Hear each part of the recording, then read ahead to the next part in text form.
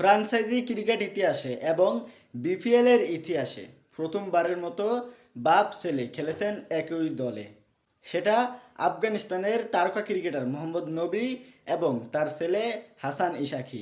আজ নোয়াখালী বনাম ঢাকার ম্যাচে নোয়াখালীর একাদশে ছিলেন হাসান ইশাকি এবং মোহাম্মদ নবী।